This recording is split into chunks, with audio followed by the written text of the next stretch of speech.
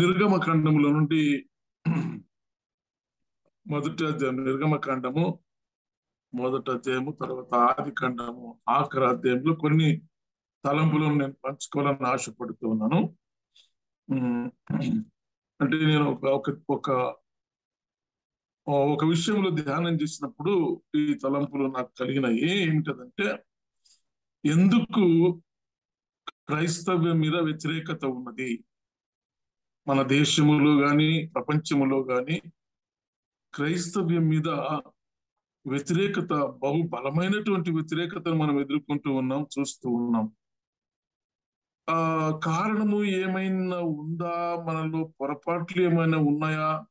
లేకుంటే క్రైస్తవులలో ఏమైనా అన్యాయాలు జరుగుతున్నాయా? క్రైస్తవులలో ఏమైనా నష్టం జరుగుతుందా? క్రైస్తవుల ద్వారా ఏమైనా నష్టం జరుగుతుందా?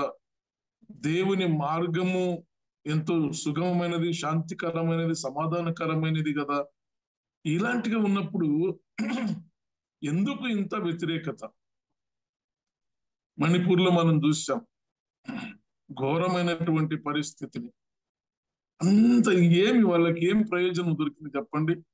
అంతగానం చేసిన ద్వారా వాళ్ళకి దొరికినటువంటి ప్రయోజనం ఏమి లేదు, శూన్యమే. వాళ్ళకి కలిగిన ప్రయోజనం శూన్యం కాగా నష్టము. ఎందుకంటే వాళ్ళు దేవునికి లెక్క చెప్పాలి, పరలోకంలో చేరే పరిస్థితి కోల్పోతూ ఉన్నారు అన్యాయంగా అన్నమాట. ప్రాణాలను తీస్తున్నారు.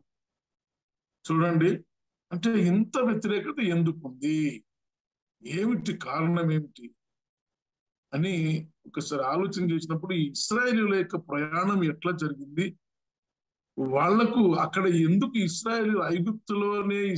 ఐగుప్తులోకి ఎట్లా వెళ్ళారు, ఎందుకు అక్కడ వాళ్లకు కష్టాలు వచ్చినాయి.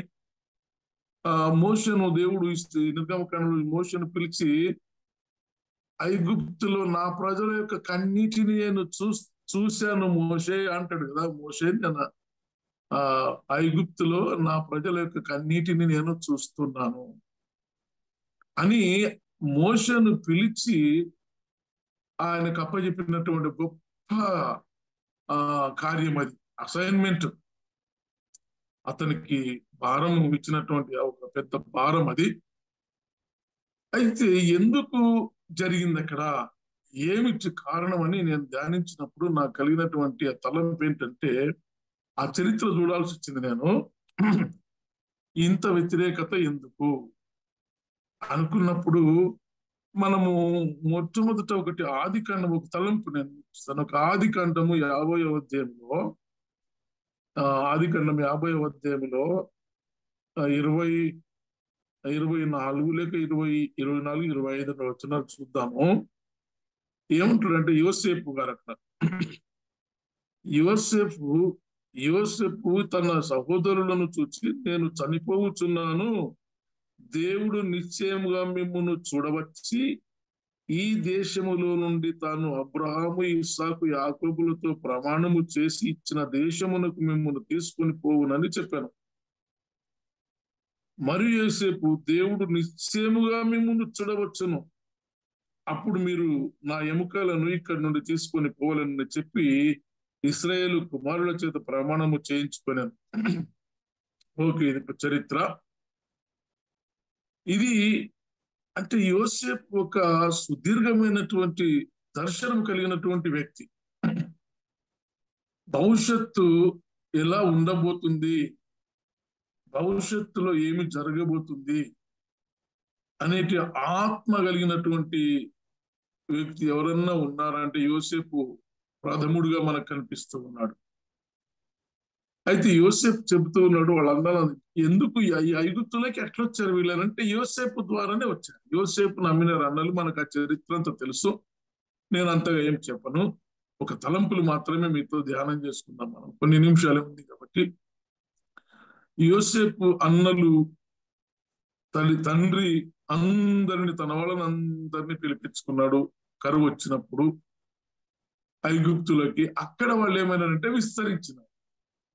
అక్కడ విస్తరించినప్పుడు దేవుడిచ్చినటువంటి వాగ్దానాన్ని క్యారీ చేసినాడు యోసేపు. ఇక్కడ దేవుడిచ్చిన వాగ్దానం ఏదైతే ఉందో, మీరు ఫలించి అభివృద్ధి పొందాలి, మీరు నేను అబ్రాహాంకి ఇచ్చినాడు కదా, నేను చూపించు దేశానికి నీవు వెళ్ళాలి. నీవు లేచిరా, నీ బంధువులను నీ సమస్తమును వదిలిపెట్టి నేను చూపించే దేశానికి నువ్వు వెళ్ళాలి అని అబ్రాహామును పిలిచి ఆ వాగ్దానం ఇచ్చాడు దేవుడు.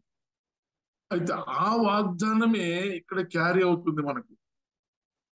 ఎట్లా క్యారీ అయిందంటే యోసేపు చెప్తూ ఉన్నాడు, దేవుడు ఒక రోజు మిమ్మల్ని చూడవస్తాడు. అంటే చూడవస్తాడు అని అంటే అర్థం ఏంటంటే మీ బాధలు చూసి మిమ్మల్ని విడిపించడానికి రాబోతూ ఉన్నాడు. అది ఇక్కడ జరుగుతున్నటువంటి ఇదే మూలం మన. అయితే ఇక్కడ మనం మళ్ళా మన నిర్గమకాండానికి వెళ్తే, నిర్గమకాండంలో మొదటి అధ్యాయములోనే 8వ వచనం, ఇప్పుడు మన దేశములో ఉన్నటువంటి ఈ దేవునికి వ్యతిరేకులుగా ఉన్నారు కదా, ఈ యాంటీ క్రిస్టియానిటీ గ్రూప్స్, మనం వాళ్ళ పేర్లు చెప్పొద్దు కానీ మనం ఇండైరెక్ట్ గా వాడుకుందాం. ఈ దేవునికి వ్యతిరేకముగా క్రైస్తవులను హింసించేటటువంటి ఆ గ్రూపులు ఏవైతే ఉన్నాయో, ఆ సమూహాలు, ఈ తలంపు వాళ్ళకు ఉంది. ఏమిటదనంటే ఆ నిర్గమకాండం 8వ అధ్యాయము, అప్పుడు యోసేపును ఎరుగని కొత్త రాజు ఐగుప్తును ఏలనారంభించెను. ఇంకొక 7వ వచనం చూద్దాం. 7వ వచనం చూద్దాం. ఏంటదంటే, ఇశ్రాయేలీలు బహుసంతానము గల వారై అభివృద్ధి పొంది విస్తరించి అత్యధికముగా ప్రబలిరి. వారున్న ప్రదేశము వారితో నిండి ఉండెను. చూడండి, అభివృద్ధి పొంది విస్తరించినారు కదా, ఆ దేశం అంతా కూడా నిండిపోయి ఉన్నారు. ఇశ్రాయేలీలు అంటే దేవుణ్ణి ఆరాధించే వాళ్ళు. నేను ఉన్నవాడను అనువాడునై ఉన్నాను అని తన యొక్క గంభీరమైనటువంటి శక్తిని, సర్వాధికారాన్ని అర్థం చేయించడానికి ఉన్నటువంటి యెహోవా దేవుణ్ణి ఆరాధించే ఒక గొప్ప జనం అక్కడ ప్రబలినారు, విస్తరించినారు. అప్పుడు జరిగింది ఏంటంటే, యోసేపును వీళ్ళంతా ఆ దేశం నిండిన తర్వాత అప్పుడు యోసేపును ఎరుగని కొత్త రాజు ఐగుప్తుని ఏలనారంభించెను. అతడు తన జనులతో ఇట్లా, నేను ఇదిగో ఇశ్రాయేలు సంతతి అనే ఈ జనము మనకంటే విస్తారముగాను బలిష్టముగాను ఉన్నది. వారు విస్తరింపకుండానట్లు మనం వారి ఎడల యుక్తిగా జరిగించుదము రండి. చూడండి, వారు విస్తరించకుండా ఉండాలి అంతే. ఆడ ఏమీ లేదు, రీజన్ అంటూ ఏమీ లేదు. వాళ్ళు విస్తరించకూడదు. వాళ్ళు ఎందుకంటే మనకంటే ఎక్కువగా అంటే యోసేపుని ఎరుగని రాజు వచ్చాడు అక్కడ. అంతవరకు యోసేపే రాజుగా ఉన్నాడు, యోసేపు అన్ని చూసుకున్నాడు, చక్రవర్తిగా ఉన్నాడు. ఆ దేశానికి, ఆ రాజ్యానికి, ఆ ప్రాంతం అంతటికి కూడా, చుట్టుప్రక్కల దేశాలకు కూడా కరువు రాకుండా ధాన్యము సమకూర్చినటువంటి ఒక గొప్ప రక్షకుడిగా అక్కడ ఉన్నాడు ఆయన. ప్రాణుల దగ్గర చెప్తాడు, మిమ్మల్ని రక్షించడానికే నన్ను ఇక్కడికి పంపించాడు, మీరేమి నన్ను అమ్మినందుకు మీరేం బాధపడొద్దండి, నన్ను హింసించినందుకు మీరు బాధపడొద్దండి, దేవుడు నన్ను వాడుకున్నాడు కాబట్టి నేను ఇక్కడికి వచ్చి మీ కొరకు రక్షణార్థమై నేను ఇక్కడికి వచ్చానని అన్నలతో మాట్లాడుతున్న సంభాషణ జరిగితే మనం చూస్తాం. అది ఇక్కడ జరిగింది ఏమిటంటే, తలంపు ఏంటంటే వాళ్ళకు, మనం వీళ్ళు విస్తరించకుండా మనం యుక్తిగా ప్రవర్తించాలని వాళ్ళ దేశంలోకి, ఐగుప్తీయులకు వాడు ఆజ్ఞ ఇస్తున్నాడు. ఆ కొత్త రాజు యోసేపు ఎరగనటువంటి రాజు, యోసేపు యొక్క గొప్పతనాన్ని తెలియనటువంటి వాడు, యోసేపు యొక్క పరిపాలన తెలియనటువంటి వ్యక్తి. ఈ ఇచ్చి ఏమంటాడు, వారు విస్తరించకుండా వాళ్ళు బలిష్టంగా ఉన్నారు, మనకంటే ఎక్కువగా ఉన్నారు వాళ్ళే, కాబట్టి వాళ్ళు విస్తరించకూడదు. ఎందుకు విస్తరించకూడదు అంటే కింద మాట్లాడతాడు. ఎందుకు అనంటే, లేని ఎడల యుద్ధము కలుగున్నప్పుడు కూడా మన శత్రువులతో చేరి మనకు విరోధముగా యుద్ధము చేసి ఈ దేశములో నుండి వెళ్ళిపోదురేమో. ఇప్పుడున్నది కథ ఇదే. బీజేపీది కానీ ఆర్ఎస్ఎస్ కానీ పేర్లు చెప్తున్నాను ఇంకా మళ్ళా. ఈ తలంపే ఇది ఉన్నది. ఇప్పుడు ఏంటిదంటే, ఆ క్రైస్తవుల ద్వారా మా దేశానికి నష్టం కలుగుతుంది. ఈ క్రైస్తవ్యం ఉండకూడదు మా దేశము. చూడండి, మన దేశానికి వచ్చింది 70వ శతాబ్దంలో కావచ్చు, క్రీస్తు 70వ శతాబ్దంలో మన తోమ గారు మన దేశానికి వచ్చి ఆయన సువార్త తీసుకున్న యేసు ప్రభువును ప్రత్యక్షంగా దర్శించినటువంటి తన శిష్యుడు, ఆయన గాయాలలో వేలు పెట్టి రుచి చూసినటువంటి ఒక మంచి నాయకుడు వచ్చి ఇక్కడ మనకు సువార్తను తీసుకుని వచ్చి చెబితే వీళ్ళకు బ్రిటిష్ వాళ్ళు తీసుకొని వచ్చినారు ఇది ఈ క్రైస్తవ్యాన్ని మన దేశానికి. కాబట్టి వీళ్ళు ఈ క్రైస్తవ్యం ద్వారా మన దేశానికి నష్టం కలుగుతుంది. ఒకడొకడు మాట్లాడుతుంటే చాలా విచిత్రంగా అనిపిస్తుంది మనకు వింటుంటే వాళ్ళ మాటలు. క్రైస్తవం ద్వారా మన దేశానికి నష్టం కలుగుతుంది అని తిడుతుంటారు. వాళ్ళే చెప్పుకుంటారు, అరే మీకేం తెలుసురా, వీళ్ళు ఉండకూడదు అసలు దేశంలో, క్రైస్తవం ఉండకూడదు దేశంలో. చూడండి ఎంత ఘోరమైనటువంటి పరిస్థితి. వీనికి కలిగిన ఆ తలంపు ఈ రాజుకి ఏం కలిగిందంటే, వీళ్ళు వేరే మన శత్రు రాజ్యాలతో ఒకవేళ యుద్ధం చేసినప్పుడు వీళ్ళందరూ కూడా వాళ్ళతో కలిసి మనకు వ్యతిరేకముగా పోరాడి వెళ్ళిపోతారేమో, మన దేశాన్ని లూటి చేస్తారేమో. చూడండి అక్కడ వాళ్ళు ఎన్నేళ్ళు అక్కడ ఉన్నారు. మరి ఇశ్రాయేల్ ఐగుప్తులో 430 సంవత్సరాలు అక్కడ గడిపినారంటే ఎంత విస్తరించి ఉంటది, ఎంత వాళ్ళకు సిటిజన్షిప్ వచ్చింటది. వాళ్ళంతా అక్కడ ఉన్నారు. అయినప్పటికీ వాళ్ళలో ప్రత్యేకత ఏమిటంటే వాళ్ళు మనకంటే బలిష్ఠులు. వాళ్ళు బలిష్టమైనది కాదు, అంత మాత్రమే కాదు కదా, ఇంకా ఏమైనా కిందికి ఇక్కడ మనం పోతే వాళ్ళంతా కూడా ఇటుకల పనులలో, వ్యవసాయము పనులలో ఉత్తములు. వాళ్ళు చాలా అన్నిట్లో కూడా నంబర్ 1 ఉన్నారు. డిఫరెన్స్ వాళ్ళకు ఐగుప్తీయులకు వీళ్ళకు మధ్యలో డిఫరెన్స్ అది అతను కోట్ చేస్తూ ఉన్నాడు. కాబట్టి వాళ్ళు మన దేశంలో ఉండడానికి వీల్లేదు. కాబట్టి మనమందరం ఏం చేయాలంటే యుక్తిగా ప్రవర్తించడము అంటే వాళ్ళని విస్తరించకుండా చేయాలని ఏం ఉపాయం పడినాడు. కిందికి మనం పోతే అక్కడ ఆ దేశంలో మంత్రస్థానందరిని పిలిచి మగపిల్లలు అందరినీ సంహరించండి, కాన్పు పీటల మీదనే మీరు చంపేస్తే వాళ్ళు విస్తరించరు. ఆడపిల్లలైతే బ్రతకనివ్వండి, మగపిల్లలైతే బ్రతకనివ్వకండి.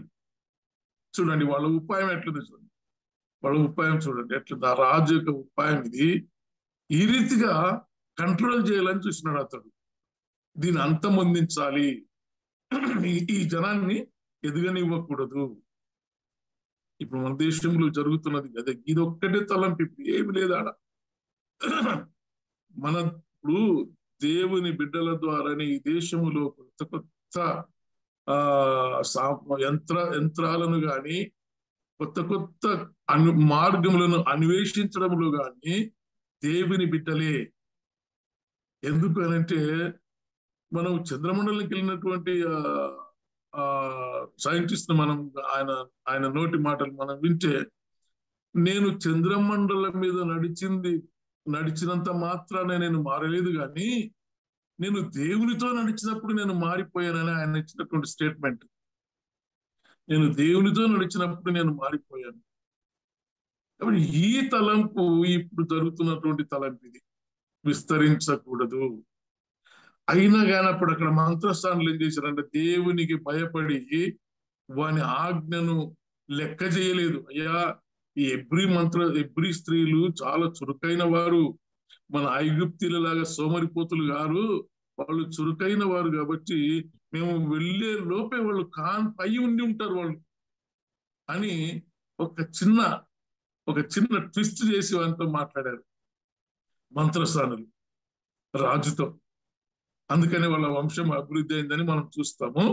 మంత్రస్థానులు వంశాభివృద్ధి కలిగిందని మంచి స్టేట్మెంట్ ఇక్కడ పైన ఇక్కడ 21వ వచనంలో, ఆ మంత్రస్థానులు దేవునికి భయపడినందున ఆయన వారికి సంతానాభివృద్ధి కలగజేశాను. చూడండి, వంశాభివృద్ధి కలగజేశాను. ఆ వంశము దేవునికి భయపడినటువంటి ఆ జనము యొక్క వంశాభివృద్ధి కలిగింది. దేవునికి భయపడితే వంశాభివృద్ధి. ఓకే, ఇదంతా మనకు కలిగింది. ఎందుకు ఈ తలంపు అంటే క్రైస్తవ మీద వ్యతిరేకత. క్రైస్తవులంటే ఇంత హింసాకాండను సృష్టిస్తున్నటువంటి ఈ అల్లరి మూకల యొక్క ప్రణాళిక ఏంటంటే ఇది ఒక్కటే, ఏమీ లేదు. వాళ్ళ మైండ్లో తగిలినటువంటి తలంపే తప్ప అది వాస్తవం కాదు, అది సత్యము కాదు. దేవుడు అయితే ఇక్కడ యోసేపు ఇచ్చినటువంటి స్టేట్మెంట్ ఏంది, మిమ్మల్ని చూడవస్తాడు. దేవుడు నిశ్చయముగా మిమ్మును చూడవచ్చి ఈ దేశము నుండి తాను అబ్రహాము, ఇస్సాకు, యాకోబులతో ప్రమాణము చేసి ఇచ్చిన దేశమునకు మిమ్మును తీసుకొని పోవునని చెప్పాను. యోసేపు చెప్పినాడు ఈ మాట. ఆ వాగ్దానాన్ని నమ్మినటువంటి వ్యక్తి చూడండి ఎంత బాగుంది. మనకేమిటి అంటే ప్రభు వస్తాడు. ఈ హింసాకాండాలన్నిటికీ తరువాత ప్రభు వచ్చి మనల్ని రక్షిస్తాడు. ప్రభు రాబోతూ ఉన్నాడు. ఆయన వచ్చినప్పుడు మనందరము కూడా ఎత్తబడే గుంపులో ఉంటే వీటన్నిటి నుండి మనం తప్పించుకొని దేవునితో క్షేమంగా ఉంటామనేటటువంటి సత్యాన్ని మనం గ్రహించగలగాలి. ఆ వాగ్దానమే మనకు వచ్చేస్తూ ఉంది. అవతలికి వెళ్తే ఇంకా నూతన నిబంధనలకు వెళ్తే ప్రభువును కూడా అంతమొందించాలని ఏ రోజు ప్రయత్నం చేశాడు. ప్రభువును కూడా అంతమొందించాలి. ఆయన బ్రతకకూడదు. 2 సంవత్సరాలు నేను ప్రతి పసిబాలందరికీ చంపండి, అప్పుడు ఇది వంశం ఏం కాదు ఇది అంటే ఇది సాతాను. కొంచెం మనం డీప్ గా వెళితే, ఆధ్యాత్మికమైన భావనతో మనం డీప్ గా వెళితే, సాతాను యొక్క ప్రణాళిక ఆదిలో నుండి ఈ అంతము వరకు దేవుడి ప్రణాళిక ఒకవైపు నడుస్తూ ఉంటే సాతాను ప్రణాళిక మరొక వైపు నడుస్తా ఉన్నది. అది గ్రహించగలిగి ఈనాడు ప్రభు ఇచ్చినటువంటి మనకిచ్చిన వాగ్దానం, మనకిచ్చినటువంటి ఒక ఆజ్ఞ ఏమిటంటే, మీరు శోధనలో ప్రవేశించకున్నట్లు మెలకువ కలిగి ప్రార్థించండి.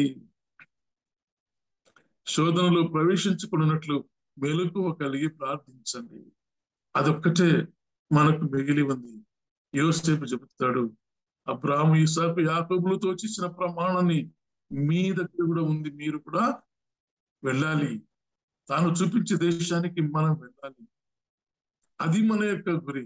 అందుకనే మనం శోధనలో ప్రవేశించకున్నట్లు మెలకువ కలిగి ప్రార్థన చేయడానికి మనం కూడుతూ ఉన్నాం.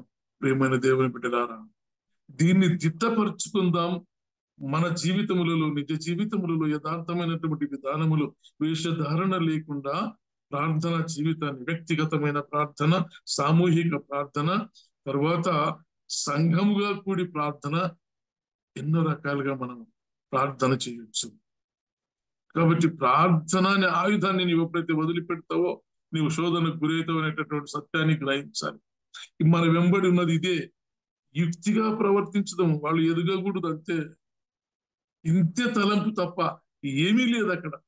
సత్యమంటూ ఏమీ లేదు, వాస్తవం ఏమీ లేదు. కాబట్టి ప్రియమైన దేవుని బిడ్డలందరికీ నేను జ్ఞాపకం చేస్తున్నాను, దేవుని వాక్యాన్ని బట్టి మెలకువ కలిగి ప్రార్థించటానికి అనేకులను పురికొల్పుదాం. మనం కూడా సిద్ధపడదాం. యథార్థమైన జీవితములను కలిగి, దేవునికి ఇష్టమైనటువంటి జీవితములను కలిగి, మన ప్రార్థన వినేటట్లు మన జీవితంలో మలుచుకొని దేవుని పద సన్నిధిలో మనం మోకరిస్తూ ముందుకు సాగాలని ప్రభు పేరట నేను హెచ్చరిస్తూ ఈ వాక్యాన్ని నేను ముగిస్తున్నాను. దేవుడు మనల్ని ఆ రీతిగా ఆశీర్వదించి దీవించునుగాక. ఆమేన్.